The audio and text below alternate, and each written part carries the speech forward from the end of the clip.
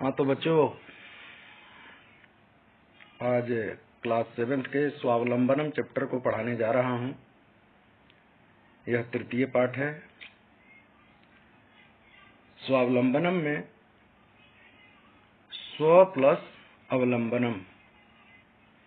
स्व का अर्थ होता है अपना और अवलंबन का अर्थ होता है खड़ा होना, यानी अपने पैरों पर खड़ा होना को स्वावलंबी बोलते हैं। वैसे ही अपने पैरों पर खड़ा होना का अर्थ है अपना कार्य खुद से करना, दूसरे पर भरोसा करके टिके रहना ये ठीक नहीं है। और इस चैप्टर में संख्यावाची शब्दों का भी प्रयोग हुआ है।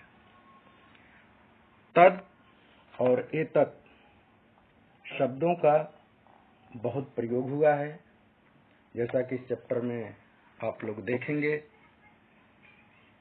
इस चैप्टर में मुख्य रूप से दो पात्र हैं, कृष्णमूर्ति और श्रीकंठ।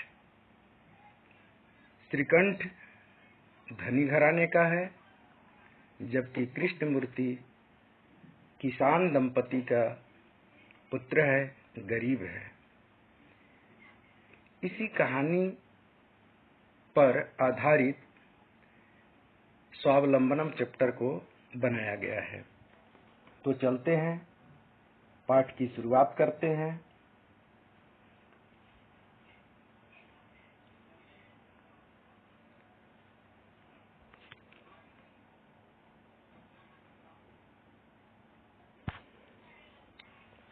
कृष्णमूर्ति श्रीकंठः च मित्रे अस्ताम, यानी कृष्णमूर्ति और श्रीकंठ दोनों मित्र थे। मित्रे अस्ताम, आसित लंग लकार प्रथम पुरुष एक वचन में आसित होता है, उसी का बहुवचन आसन होता है और द्विवचन में आस्ताम होता है।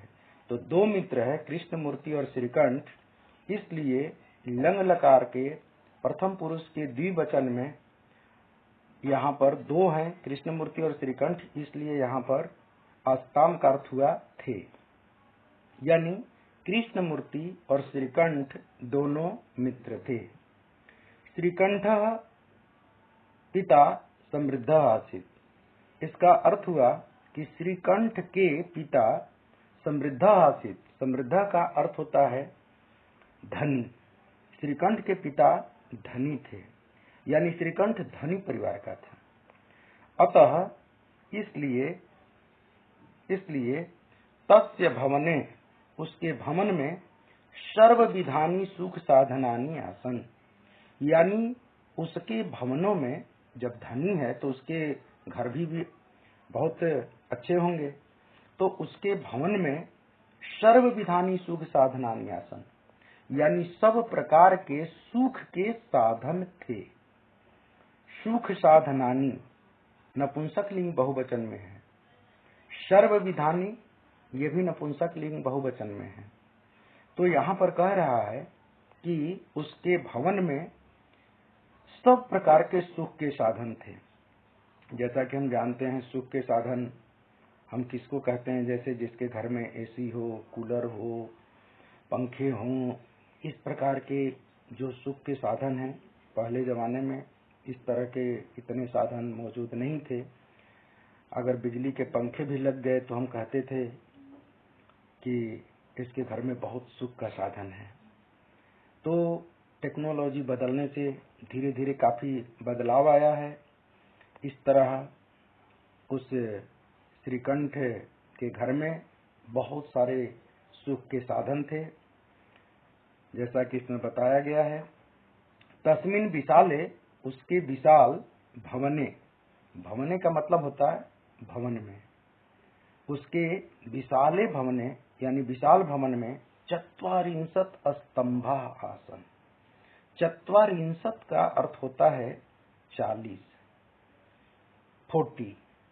संख्यावाचक शब्द का मैं पहले ही कह चुका हूं कि इसमें बहुत सारे प्रयोग हुए हैं। तो जैसा कि हमारा चत्वारिंशत् यानी 40, स्तंभा, स्तंभा मतलब खंभे थे, सोचो कि इतना बड़ा उसका विशाल भवन था कि उसके घर में 40 पिलर्स लगे हुए थे, खंभे थे। तस्य अष्टादश प्रकोष्ठेषु, उसके अष्टादश का अर्थ है 18, प्रकोष्ठेषु उसके कह रहा है कि अष्टादश प्रकोष्ठेषु यानी 18 कमरों में, प्रकोष्ठ कहते हैं कमरों को, तो 18 कमरों में 50 गवाक्षा है। देखो अष्टादश भी संख्यावाचक है, 50 भी संख्यावाचक है, तो 18 कमरों में 50 गवाक्षा है यानी 50 खिड़कियां। गवाक्षा में खिड़कियां, 50 खिड़कियां। और क्या थे उसके भवन में? तो कह रहा कि चतुश्चत्वारिंशत् द्वारानी। चतुश्चत्वारिंशत् का अर्थ हुआ 44 यानी 44 द्वारानी। द्वारानी का अर्थ हुआ दरवाजे, तो 44 दरवाजे। 63 विद्युत व्यजनानी। 63, देखो चतुश्चत्वारिंशत् संख्यावाचक, 63, 63 मीन 30, 60 मीन 6, यानी 30 और 6 जोड़ेंगे तो 36 होते हैं। तो 63 का अर्थ हुआ 36 विद्युत व्यजनानी च आसन। विद्युत व्यजनानी यानी बिजली के पंखे, नपुंसकलिंग, व्यजनम शब्द है, यानी पंखा को व्यजनम बोलते हैं। व्यजनम, व्यजने, व्यजनानी, यानी बहुवचन में इसका प्रयोग किया गया, यानी 1 से 2 से ज्यादा 3, इसलिए यहाँ पर 3 से भी यहाँ पर कितने ज्यादा है? तो 36 विद्युत व्यजनानी च आसन, यानी बिजली के पंखे थे। तो उसके धनी का क्या प्रमाण था, क्या क्या चीजें थी उसमें? तो देखो उसके विशाल भवन में 40 पिलर्स थे, 18 प्रकोष्ठेषु यानी 18 कमरों में 50 खिड़कियां लगी हुई थी, 44 दरवाजे थे, 44 डोर्स थे, 36 बिजली के पंखे थे, तत्र 10 सेवका। इतना ही नहीं, धनी का और प्रमाण अपना क्या शो कर रहा है? वो कह रहा कि तत्र 10 सेवका, वहां पर 10 कौन थे? तो सेवका निरंतरम कार्यम कुर्वन्ति स्म। वहां पर 10 सेवक यानी सेवा करने वाले नौकर चाकर निरंतरम कार्यम कुर्वन्ति स्म, निरंतर कार्य करते थे। अस्मा लगाने से लट लकार की जो क्रिया होती है वह लंग लकार में चेंज हो जाती है। जैसे कुर्वन्ति मतलब करते हैं, और कुर्वन्ति अस्मा कर दिए तो करते थे हो गया। उसी तरह से पठती अपठन्ति, अपठन्ति अस्मा, पठन्ति अस्मा, पठन्ति का मतलब पढ़ते हैं और पठन्ति अस्मा मतलब पढ़ते थे। उसी तरह से कुर्वन्ति अस्मा करते थे। तो वहां पर 10 सेवक यानी 10 नौकर निरंतर कार्य करते रहते थे उसके घर में, क्योंकि धनी था, पैसे देने में कोई कमी नहीं। परम कृष्ण मूर्ति माता पिता, अब जस्ट उसके मित्र की बात करते हैं यहाँ से। परम, परम का मतलब किंतु, कृष्ण मूर्ति माता पिता च निर्धनौ कृषक दंपति, यानी कृष्ण मूर्ति के माता पिता जो थे वह कैसे थे? तो निर्धन, निर्धन का अर्थ हुआ गरीब। इसके माता पिता कैसे थे? गरीब थे। कृषक दंपति थे, कृषक मतलब किसान, और दंपति का मतलब होता है पति पत्नी। ये बेचारे किसान तो थे ही, निर्धन थे। और सामने जैसा कि चित्र में हम देख रहे हैं कि इधर का जो चित्र है, यहाँ पर जो चित्र दिखाई दे रहा है, ये धनी का निशान है। यहाँ पर धनी लोग रहते हैं, और नीचे जो हम देख रहे हैं चित्र, यहाँ पर यह गरीब जो कृष्ण मूर्ति है उसका घर आंगन है। अब यहाँ से शुरू होता है कि एक बार क्या होता है कि श्रीकंठः तेन सह प्रातः 9 वादने तस्य गृहम् अगच्छत्। एक बार श्रीकंठ उसके साथ सुबह सुबह 9 बजे तस्य गृहम् अगच्छत्, उसके घर आया। अगच्छत् मतलब गया, आगच्छत् मीन्स आया होता है। तो यहाँ पर कह रहा है कि उसके घर गया। किसके घर श्रीकंठ गया? कृष्ण मूर्ति के घर, जो कृषक दंपति थे उनके घर गया। तत्र कृष्ण मूर्ति, वहां पर कृष्ण मूर्ति, तस्य माता पिता च, और वहां पर उसके माता पिता भी, स्वशक्तया, स्वशक्तया का मतलब हुआ कि अपनी शक्ति के अनुसार, श्रीकंठस्य, श्रीकंठ का आतिथ्यम अकुर्वन्, यानी आतिथ्यम का अर्थ होता है अतिथि सत्कार, यानी श्रीकंठ का खूब अतिथि सत्कार अकुर्वन्, अकुर्वन् मतलब किए, ये लंग लकार का है, अकरोत, अकुरुताम, अकुर्वन्, तो बहुवचन में है क्योंकि 3 हो गए, श्री कृष्ण मूर्ति भी और उसके माता पिता, इसलिए यहाँ पर इन तीनों के कारण क्रिया भी बहुवचन में है, अकुर्वन्। तो यहाँ पर हो गया कि उसके कृष्ण मूर्ति और उसके माता पिता अपनी शक्ति के अनुसार, जैसे किसान है तो किसान के पास जितनी शक्ति है उस शक्ति के अनुसार पति पत्नी और कृष्ण मूर्ति तीनों श्रीकंठ का अतिथि सत्कार किए। एतत् दृष्ट्वा, इसको देख करके, श्रीकंठ अकथयत्, श्रीकंठ ने कहा। क्या कहा? यानी धनी घराने का पुत्र श्रीकंठ एक गरीब मित्र कृष्ण मूर्ति के घर आया और आने के बाद क्या क्या चीजें देखता है और उसके जो मन में बातें आती है वह बताता है। जैसे कि यहाँ पर श्रीकंठ ने कहा, क्या कहा? इन्वर्टेड कमा में है, मित्र, यानी हे मित्र, अहम भवताम सत्कारेण संतुष्टो अस्मि, मैं भवताम सत्कारेण, आपके सत्कार से, संतुष्टो अस्मि, यानी संतुष्ट हूँ, आपके सत्कार से मैं संतुष्ट हूँ। केवलम इदम एव मम दुखम, केवल यही मेरा दुख है, यत् कि तौ गृहे एको अपि भृत्यः न अस्ति, नास्ति का संधि विच्छेद, न प्लस अस्ति, यानी आपके घर में एक भी नौकर नहीं है। हमारे घर में 10-10 नौकर हैं और आपके घर में एक भी नौकर नहीं दिखाई दे रहा है। इसलिए श्रीकंठ ने कहा कि हे मित्र, मैं आपके सत्कार से तो संतुष्ट हूँ, आपने जैसा आवा भगत किया, जिस तरह से रिस्पेक्ट मुझे दिया, उससे तो मैं बहुत संतुष्ट हूँ।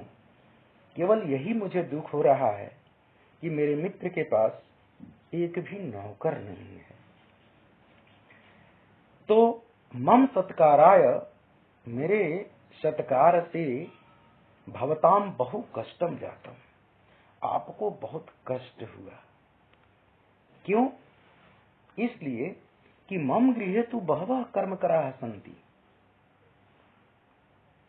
क्या कह रहा है श्रीकंठ? कि मेरे घर में तो बहुत से बहवः, यानी बहुत, कर्मकराः बहुवचन में है, क्योंकि एक नहीं 10-10 काम करने वाले थे, इसलिए कर्मकराः का मतलब हुआ काम करने वाले, नौकर। तो मम गृहे तु बहवः कर्मकराः सन्ति, हमारे घर में तो बहुत सारे काम करने वाले हैं। अब इतनी बातें कहने के बाद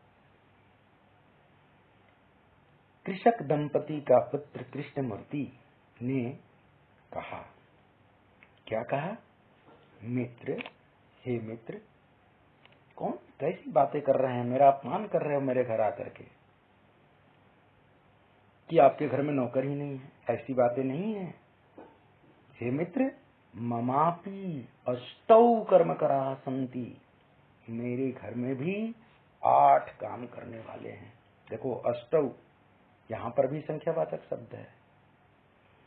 मेरे घर पर भी 8 काम करने वाले हैं। कौन कौन, ये भी मैं स्पष्ट कर देता हूं आपको। ते च द्वौ पादौ, देखो संख्यावाचक है, 2 पैर। द्वौ द्विवचन में तो पादा पादौ पादा होता है, पादा मतलब पैर। 2 पैर हैं, ये मेरे दोनों नौकर हैं। द्वौ हस्तौ, मेरे 2 हाथ हैं, ये भी नौकर हैं। क्यों? इसलिए कि मैं अपने पैरों से चाहूं, कहूंगा कि चलो चल देंगे। 2 हाथ से मैं जिस चीज को मैं कहूं कि ये काम करो, काम करने लगेंगे। द्वे नेत्रे, 2 आंखें, 6 हो गए। और 2 कौन सा चीज है कृष्णमूर्ति के पास नौकर में? तो कह रहा कि द्वे श्रोत्रे, द्वे श्रोत्रे मतलब 2 कान। श्रोत्रम नपुंसक लिंग है, इसलिए द्वौ द्वे द्वे होता है। द्वौ पुल्लिंग में होता है, द्वे स्त्रीलिंग और नपुंसक लिंग में भी द्वे होता है। तो श्रोत्रम श्रोत्रे श्रोत्राणी, श्रोत्रे द्विवचन में है क्योंकि काम 2 होते हैं, इसलिए द्विवचन में प्रयोग किया जाता है। तो द्वे श्रोत्रे का अर्थ हुआ कि 2 कान। यानी 8 कौन कौन से नौकर हो गए? तो 8 नौकर में हो गए। कौन कौन से? तो कह रहा है कि 2 पैर, 2 हाथ, 2 आंख और 2 कान। ये 8 हमारे घर में भी नौकर हैं। एते प्रति क्षणम मम सहायका, ये हर क्षण जब चाहूं तब मेरी सहायता करते हैं। मम सहायका, मेरे सहायक हैं। एते प्रति क्षणम मम सहायका, ये प्रति क्षण, हर एक क्षण, प्रतिपल मेरी सहायता करते हैं। किंतु तौ भृत्याः सदैव सर्वत्र च उपस्थिता भवितुम न शक्नुवन्ति। किंतु तुम्हारे जो नौकर हैं, तौ भृत्याः, भृत्या मतलब नौकर होता है, भृत्याः बहुवचन में है क्योंकि उसके पास 10 नौकर थे श्रीकंठ के पास। तो कहा कि किंतु तौ भृत्याः, तौ, तौ यहाँ पर है, ठीक है। ये तत् और एतत् शब्द का प्रयोग मैं पहले बताया था कि इसका प्रयोग होता है, तो उसी का है तौ षष्ठी भक्ति एक वचन में, कि तुम्हारे जो नौकर हैं वह सदैव, सदैव का संधि विच्छेद होता है सदा प्लस एव। सदा मन हमेशा, एव मतलब ही, यानी तुम्हारे जो नौकर हैं हमेशा ही सर्वत्र, सर्वत्र अव्यय है, सर्वत्र मतलब सब जगह, आपके नौकर सब जगह उपस्थिता भवितुम न शक्नुवन्ति, आपके नौकर हर जगह उपस्थित नहीं हो सकते, नहीं हो सकते हैं। क्यों? क्योंकि आप उसके अधीन हैं, आप नौकर के अधीन हैं। लेकिन हमारे जो नौकर हैं मेरे अधीन हैं। त्वम तु स्वकार्याय, तुम तो अपने कार्य के लिए भृत्याधीन, भृत्य प्लस अधीन, नौकर के अधीन है। आप अपने कार्य के लिए, यानी कृष्ण मूर्ति ने श्रीकंठ को बताया कि आपके घर में भले ही 10 नौकर हैं, लेकिन आप किसके अधीन हैं? अपने नौकर के अधीन हैं, क्योंकि वह नौकर आएगा तब आपके घर में झाड़ू लगेगा। आपके घर में कोई अतिथि आए तो नौकर क्या इंतजार करेंगे कि वो नौकर आएगा तो इनको पानी देगा। इस तरह की बातें आपके साथ होंगी। लेकिन प्रायः ऐसा देखा जाता है कि जिस दिन अतिथि आ गए उस दिन नौकर भी नहीं आते हैं। उस समय बहुत कठिन काम महसूस होता है और भृत्य के अधीन, नौकर के अधीन रहना ठीक नहीं होता, उस दिन पता चलता है। इसलिए ये जो कृष्ण मूर्ति है उसने स्पष्ट अपने मित्र को बताया, त्रिकंठ को, कि तुम तो अपने कार्य के लिए ही, अपने काम के लिए ही तुम नौकर के अधीन हो। यदा यदा ते अनुपस्थिता है, जब जब वे अनुपस्थित होंगे, जब जब वे अनुपस्थित होंगे, यानी जिस दिन चाहोगे कि अच्छा ये आज नहीं आया, मुझे काम करना पड़ेगा, तब क्या होगा? तदा तदा, तब तब त्वम कष्टम अनुभवती, तुम्हें कष्ट का अनुभव होगा। जब जब वे अनुपस्थित होंगे तब तब तुम्हें कष्ट का अनुभव होगा। इसलिए स्वावलंबने तु सर्वदा सुखमेव।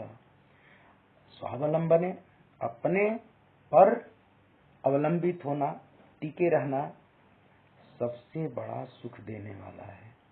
स्वावलंबने तु सर्वदा, सर्वदा मतलब हमेशा, सुखमेव न कदापि कष्टम भवति, कभी भी कष्ट नहीं होता है। जो अपने अधीन है, जो अपने अनुसार काम करता है, वह सबसे बड़ा सुखी है। श्रीकंठः अवदत्, इतनी बातों को सुन करके, कृष्णमूर्ति की इतनी बातों को, अपने मित्र की इतनी बातों को सुन करके श्रीकंठ को बहुत अधिक एक मन में चिंता उत्पन्न हुई और सोचने लगा कि कृष्णमूर्ति सही कह रहा है। तब श्रीकंठ ने कहा, श्रीकंठ अवदत्, मित्रे तव वचनानि श्रुत्वा मम मनसि महती प्रसन्नता जाता। तुम्हारे वचनों को सुन करके, तव वचनानि, एक वचन को नहीं, बहुत सारी वचनों को सुना, तुमने बहुत अच्छी अच्छी बातें बताई। उन सारी वाणी को सुन करके, सारे वचनों को सुन करके, श्रुत्वा में सुनकर, श्रु धातु है, तत्वा प्रत्यय होता है, तो श्रुत्वा का अर्थ हुआ सुनकर, तुम्हारे वचनों को सुन करके, मम मनसी, मनस शब्द होता है, मनसी मनसा मनांसी रूप चलता है, और सप्तमी विभक्ति एक वचन में मनसी होता है, यानी मेरे मन में, तुम्हारे वचनों को सुन करके मेरे मन में महती प्रसन्नता जाता, बहुत ही प्रसन्नता हुई, खुशी जागी। अधुना, अब से अहम अपि स्वकार्याणि, मैं भी, अहम प्लस अपि, यहाँ पर अहम अपि, अहम मतलब मैं और अपि मतलब भी, मैं भी, यहाँ पर अहम प्लस अपि संधि नहीं है बल्कि संयोग है। मैं भी स्वकार्याणि, अपने कार्यों को, स्वमेव कर्तुम इच्छामि, अपने खुद से करना चाहता हूँ। मित्र, आपकी बातों को सुन करके